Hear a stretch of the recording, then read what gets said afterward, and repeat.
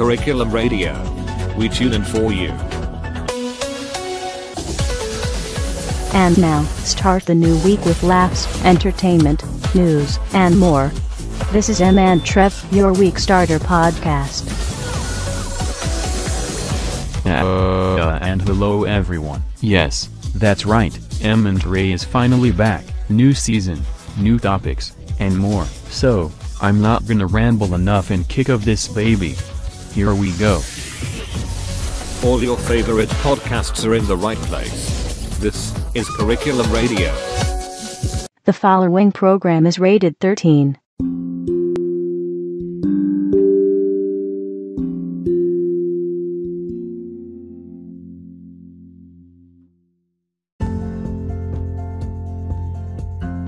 Welcome to Season 2 of Em&Trev. Yup, we're back. Finally, I waited 2 weeks for this to happen.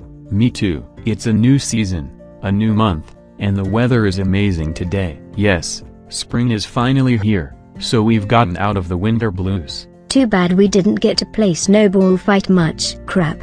However, I do want to give you some bad news. I'm sick. What? Is that for real? Yeah, I'm afraid. I know it sounds crazy, given by the nice weather outside with slightly warm temperatures. So, how the heck did I get sick? It was because I was wearing a winter coat in spring weather. I was sweating and I felt hot, and there you go, that's how it happened. Trevor, you stupid man. You're not supposed to wear a warm coat in spring. What is wrong with you? I know, I learned my mistake, and I'm not gonna do that again. What I did was a ridiculous mistake. Exactly.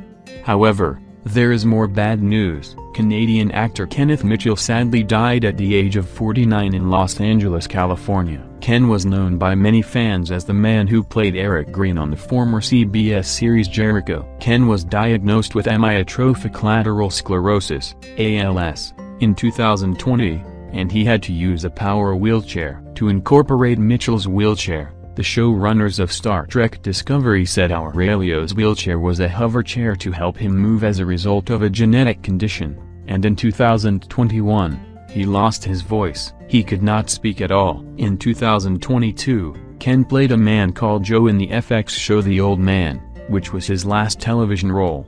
2 years later, Ken died on February 24, 2024, 2 weeks before Em&Trev was back on. Ken Mitchell will never be forgotten. Ken Mitchell would have been in November, 50 years old.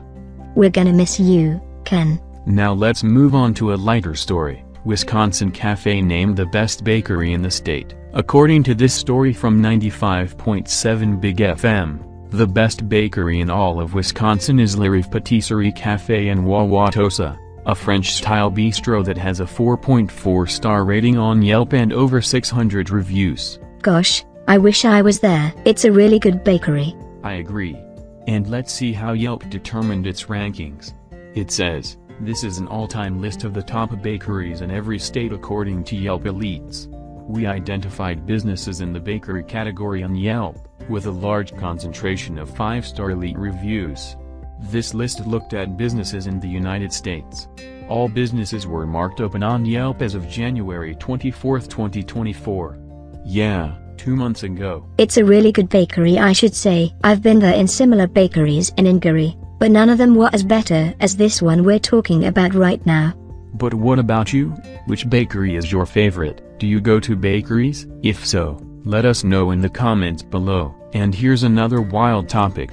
The Totally 2000s party is coming. I have never actually been there, but it looks interesting. Here's what it says: jelly bracelets, concealer lips and syncing iPods. That's so 2000s, and we're bringing it back. It's a Totally 2000s video dance party featuring DJ starting from scratch at the Bronson Center on Saturday, April 13th. All the tickets were sold out, so unfortunately I didn't get it. Aw man. Or, we could just recreate that 2000s at home on Saturday night. Great idea. And here is some exciting news for all the ELANG fans. The show is coming back for Season 6 on the 18th of March, announced by Curriculum Minecraft today. Woohoo, yes, finally, it's coming back. Yup, and this time, it's going back to how it used to be. More lighter storylines, new characters, And it's completely gangster-free. So what can you guys expect in Season 6? We discussed this with showrunner Luis Wadley about it.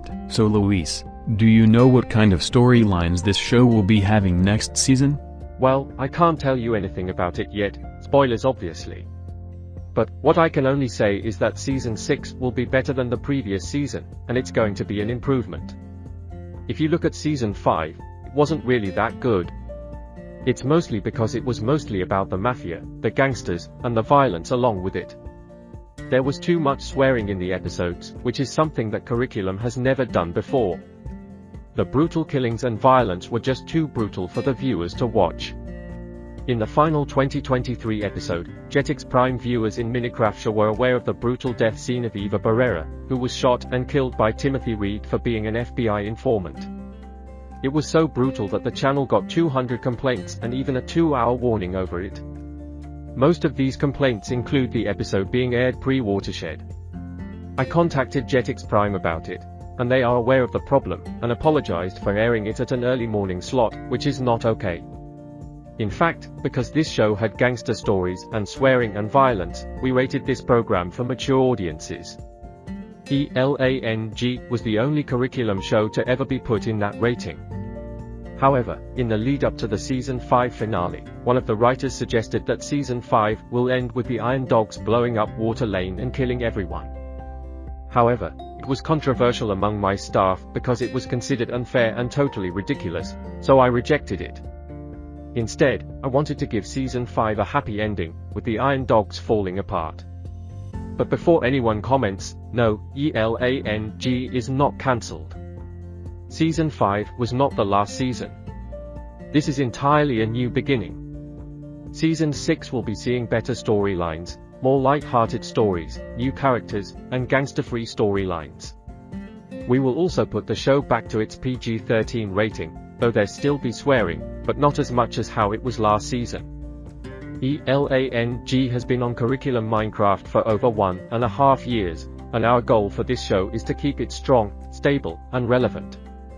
This show will live on as long as the viewers will have it and enjoy it. That is all I can say.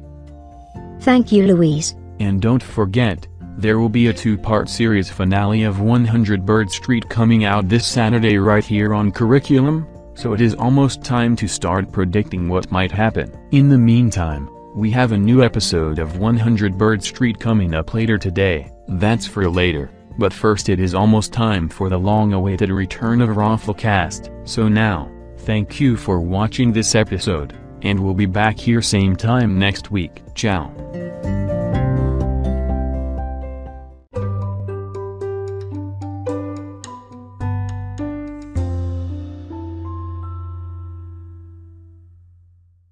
Curriculum Radio was owned by Curriculum Entertainment and all of its content belongs to their respective owners. All rights reserved.